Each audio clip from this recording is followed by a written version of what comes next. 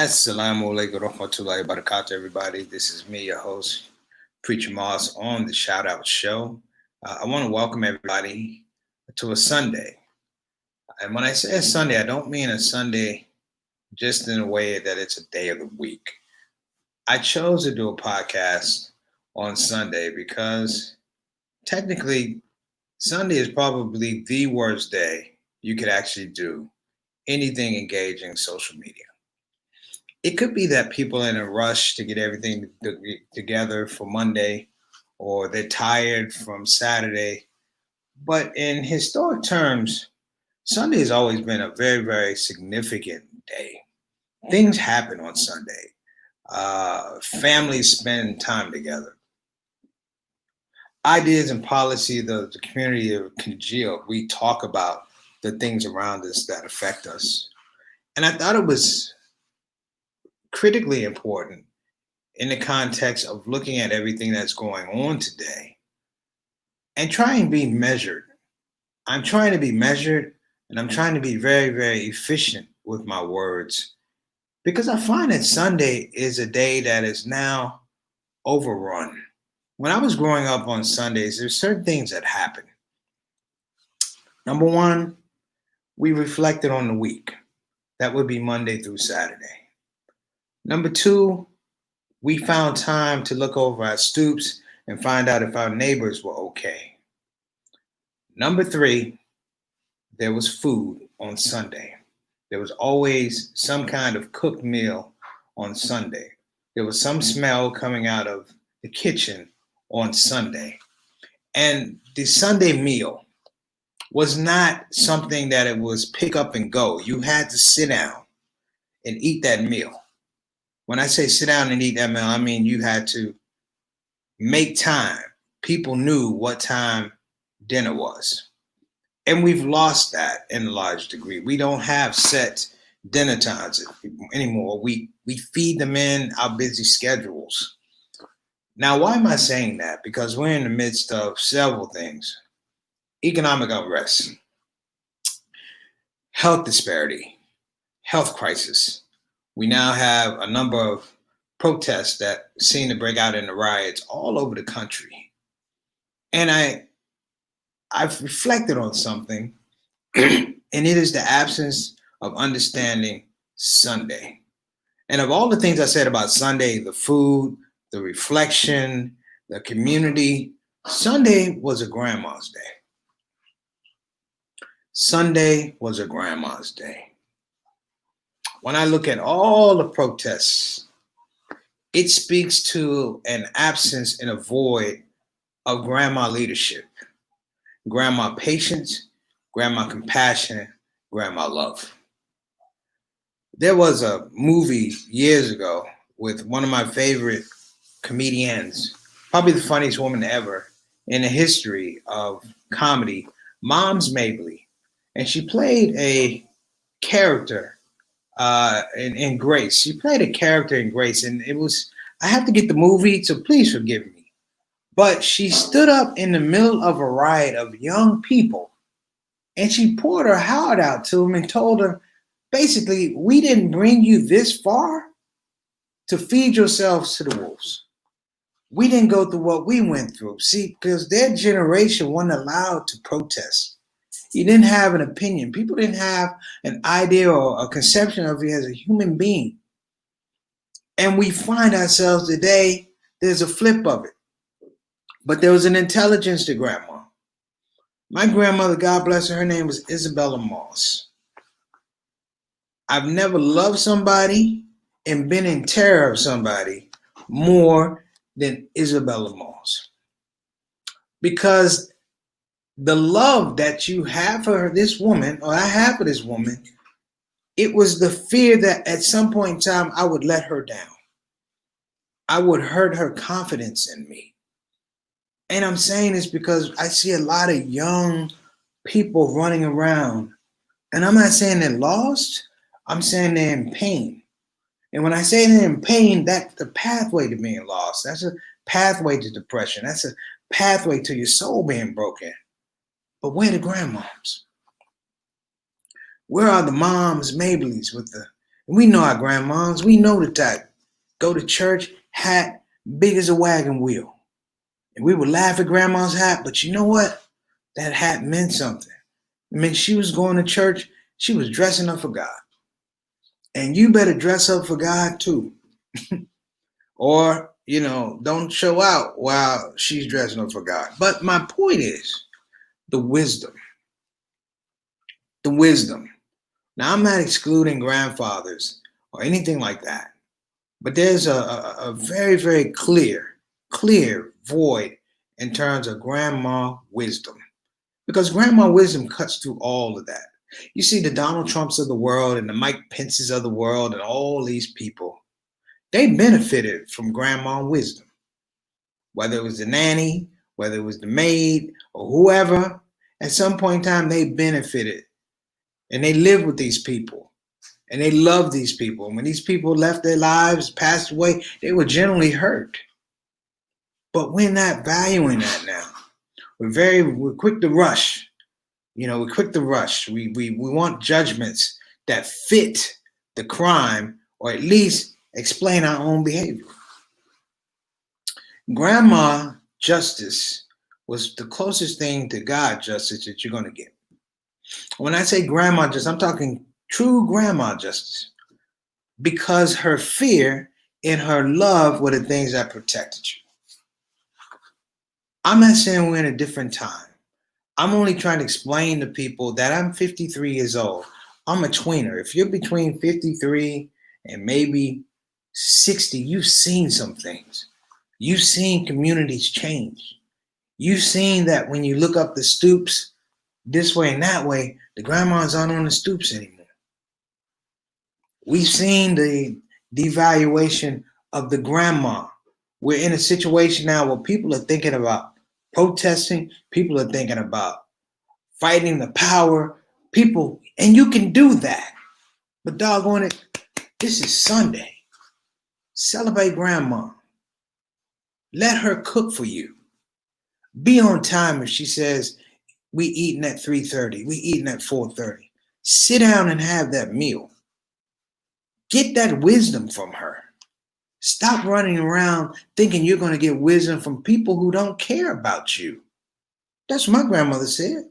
Why you run over there with so-and-so? He don't worry nothing about you unless you're doing what you're supposed to do. I said, Grandma, that's right.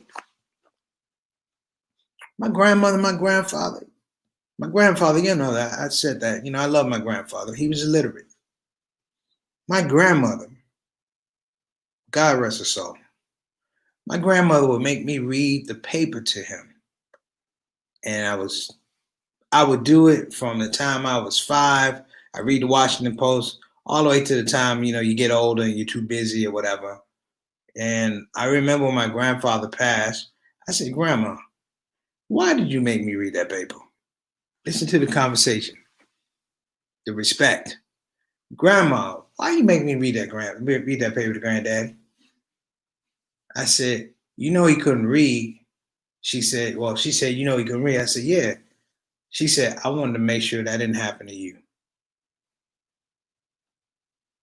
The clarity, the vision, the esteem of grandparents is an amazing thing. And anybody that has children understand the importance of your children engaging with your children, because you can't clarify a particular history for those children that they need to hear. It's a history beyond you. Your children need to know about history beyond you. And so let's reframe Sunday. Turn off the television. Just for one day. Turn off the TV. CNN is not worried about grandma. They're worried about ratings. Fox News couldn't give a damn about grandma unless grandma's watching. MSNBC, headline news, all of them. Soulless they are. Soulless. Because they don't have a program for grandma. There's nothing about knitting. There's nothing about cooking shows. There's nothing about health for grandma. We're in a society where I don't know, if you will, bear with me. I don't know if we'll ever raise the esteem of our elders to the point before we act, we go talk to them. Let me give you an example. I pursue my elders. I pursue my elders. Even as a comedian, I pursue my elders. I've said before, Dick Gregory was my comedy father, if you will. And at times when I face despair or sadness or I was discouraged as a comedian, I didn't take it upon myself and I didn't really speak to other comedians. I said, because what you're going to tell me is things that fit in your universe here and now. I need to talk about somebody who's gone through something bigger than I have. And I would call Dick Gregory. And I remember I was going to quit comedy in 1993. And he told me, your problem is you haven't suffered enough. He said, you're comfortable where you are. You haven't suffered enough. He said, you don't understand that there's loss to this game and you have to be comfortable with the loss. You have to show up to a burning building expecting to get burnt. You have to show up to a burning building with gasoline draws on you because that's the draw and that's the life you choose. Dick Gregory lived to be 84 years old. By Allah's will, he was doing comedy at 84 years old. His last show, ironically, was in Dayton, Ohio. And who was in the audience? Dave Chappelle's sister and Dave Chappelle's mother. And he even had a message for him. But that message from Dick Gregory came from Grandma. So if any of you have access to Grandma love, I would say call them. Because the sin of our generation is we don't call our elders. This riot that happens, I'm sorry, people, it happens on social media. Here's a flyer for social media. Here's my flyer. Here's my Instagram. Here's my Twitter. We're gonna meet here. Da da da. I'm like, look, that ain't even a riot. I was just laughing with my friend. You know, real riots, people don't have bottled water being distributed. You want justice from the man. You can't be worried about being dehydrated. What am I saying? We have an arrogance now. You know, we have an arrogance whereby we don't seek out these elders. Now, in some regards, some people have lost the trust of the youth. I understand that. But that's politicians. Grandma, the 100% OG grandma, is going to tell you where she thinks you need to be applying yourself. My grandmother used to say, don't go over there. And I said, why not, Grandma? She said, because you don't know what that situation is about. Don't go over there where they're selling drugs. You don't sell drugs. Don't go over here with these people right here because you don't have that kind of money. Those people deal about money. You don't have that kind of money. This kind of wisdom, people, is what we are missing. And I'm getting to a point here, and I am deliberately trying to talk slow because you never heard Grandma talk fast. The idea of a pause, silence, used to be the most chilling thing in the world. I remember when I told my grandmother in high school, I said, Grandma, I graduated. She looked at me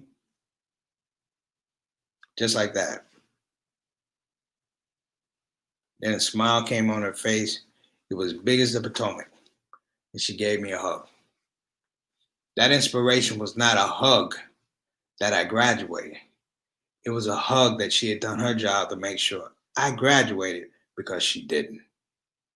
We have to look beyond these things. I understand pain. I understand hurt. I understand, but I'm going to say something and it may be difficult to people to stomach. Your trauma that you're dealing with right here, right now, is nothing like the trauma, particularly if you're African American, it is nothing like the trauma that your grandparents dealt with. I'm not saying get over it, but I'm not saying that it's appropriate to do whatever the hell you want to do. You can recover in some regards. I think of our grandparents, our elders who went through years and years of disrespect, dehumanization, and it was legalized. And they couldn't raise their hand, they couldn't raise their voice, they couldn't raise their head to deal with the amount of hypocrisy, tyranny, and oppression that they were dealing with. A law made it better, but the law that they had to go to achieve, it came at massive amounts of sacrifice. We are not sacrificing like that. We are not. We are not on that level. And because we're not on that level, we have to engage that intelligence. How did you make it without the protection of the law? How did you guys figure out how to educate yourselves when schools didn't want you? Now you talk about intelligence. Now you talk about information. When we get to that point in time, Sundays are going to be a lot different. And the people that are oppressing you, they're going to worry about Sundays. Think about some of the things that happen on Sunday. They've been trying to shut down the last couple of years. Souls to the polls. Woo! You remember souls to the polls? That would mean they would go to a religious service, sit in a religious service, get inspired by God, focus on their spiritual wellness, their spiritual building, and then they go, we're going to go vote on it. But this euphoria and this clarity, we're going to go vote on it. Every Republican in the world hated souls to the polls. And they worked to shut it down. But that's not my point. Okay? It's not a political speech. I'm saying think of the intelligence of souls to the polls. Where's our souls to the polls now? All we have now is we have well-intentioned people, but they frustrated because you don't know why you're frustrated. You don't know how you get through the frustration because we're not talking to our elders. Years ago, and this is an amazing man, inshallah, Allah reward him because he sacrificed greatly. His name's Harry Weber. You may have never heard of the name Harry Weber. Let me give you a little insight on this man. I happened to run across his name when I was researching the ad for Gatorade. And he had a post on his black advertising blog called Kiss My Black Ads. That's what it was called, Kiss My Black Ads. And this gentleman wrote this thing about Gatorade posting red and blue Gatorade colors in the inner city of Compton, knowing that it was blood and Crip colors. He called them out. It was beautiful the way he called them out. I wish I could do justice the way he did it, but I would just be bungling it. My point is, I called this man because the wisdom was there. I said, that's not a man who comes up with this that's my age. He's not from my time. And I called him up and I did the research. Harry Weber wound up, he was actually the first artistic director of Motown. He got the job when he was 19 years old. Think about that. You were Stevie Wonder, Marvin Gaye, the Jacksons when they were young, the Jackson 5, and he got the job at 19 years old. I sought him out and said, because my people, my Muslim people, Brother Weber, we are suffering and da-da-da. And he said, what did you want to do? I said, I want to improve the image and condition of Muslims in the United States. And he said, you can't. And I was pissed off. I said, what you mean you can't? Now keep in mind, he's giving me the grandma vibe. I said, what do you mean you can't? He said, listen, you can't do it. I said, why? He said, you don't know how much money has gone into that image of Muslims. I was stunned. He said, let me help you out, young fella. He said, write a press release, just the top line. Well, then I wrote on this a bag, a brown paper bag. We were at Roscoe's Chicken and Waffles on Sunset and Glower. And I wrote, Muslim comedian sets out to improve image of Muslims. And this gentleman said, I gave it to him and he looked at me. He said, that's BS. He said, that's exactly what I'm talking about. I said, I can't read. He said, give me the paper. And he scratched it out. He wrote something and he said, read it now. And it said, Muslim comedian sets out to improve the image of, no, he said, Muslim comedian sets out to raise $100 million to improve the image of Muslims in America. I said, wow. He said, you have to understand that the enemy has an Achilles heels. He said, their Achilles heels, they don't want to know about you, but they want to know about you. He said, you have to play to the middle. I thought it was the most important thing I heard in years. But what about our grandmas? Bernie Mac always had us saying that there's no big mom. He said, big mama, it has has succumbed to the ills and travails of the United States. Big Mama's these days like 39 years old. So the mama going out to the club, Big Mama going out too. You ain't gonna leave me. Who gonna watch these kids? It's such a poignant joke, but it gets to the point that we've lost perspective. This ain't my grandma. This is my mama. Mm-hmm. This is my mama right here. I put my mama on the screen because I never met my grandmother on her side, Miss Gladys Bethel. I never met her before. It happened. She died young, and her death, at a relatively young death, affected my aunt and my mother and my two uncles at the time.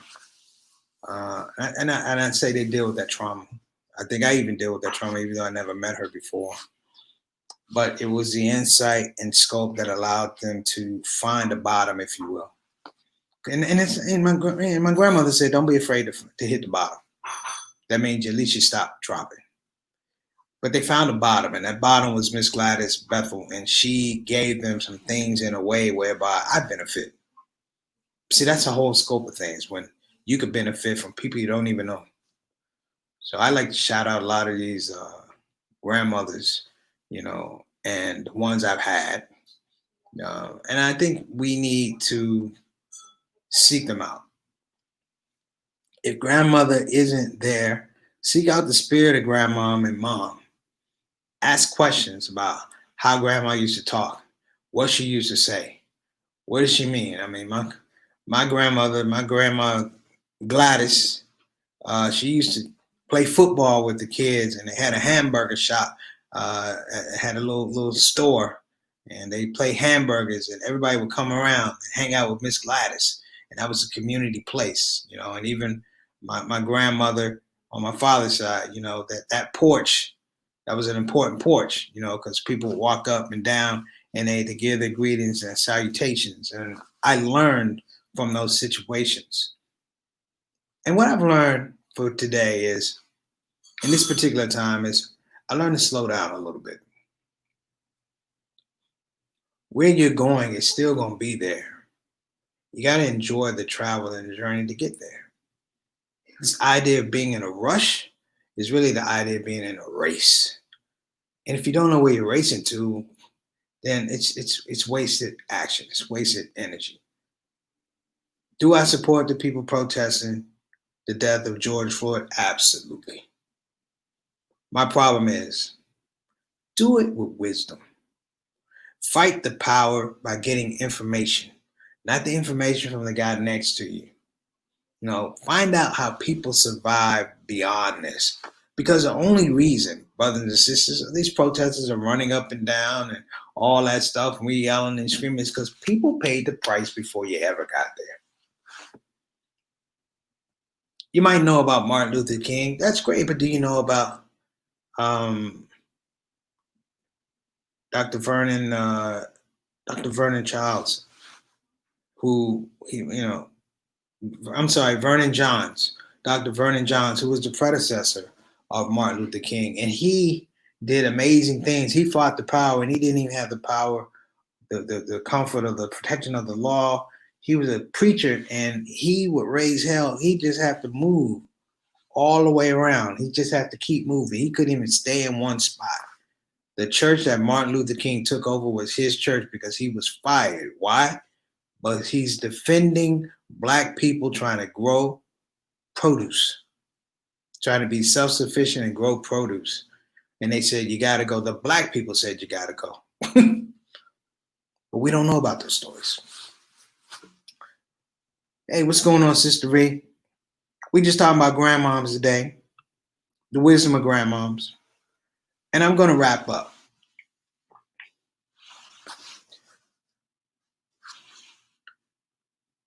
There's no greater love in the world than a person who's been through trials and tribulations. And at very core and being in existence is to make sure that you don't go through the same trials and tribulations. There's nothing to compare with it. It is prophetic. It is an incredible narrative. There are people who don't understand this magic, this miracle of the wisdom of elders because you're in a rush. You cheat, if you will. You cheat the universe because you don't learn that wisdom. You can't pass it on to your children. If and when you're blessed to become grandpas and grandmas, what are you going to pull from? What is your chain of transmission that you can speak to? I can speak to Mary. I can speak to Gladys. I can speak to Isabella. I can speak to all these people. But you have situations, scenarios where the chain has been broken. And what you have is people who don't experience that type of love, that type of miracle. And sadly, in some cases, it leaves them empty. And they're left to be filled up with all the wrong things. Then it doesn't have love. It doesn't have compassion. It doesn't have silence. It doesn't have forbearance. It doesn't have the ability to compartmentalize things and say, that was a bad day, but these could potentially be better days.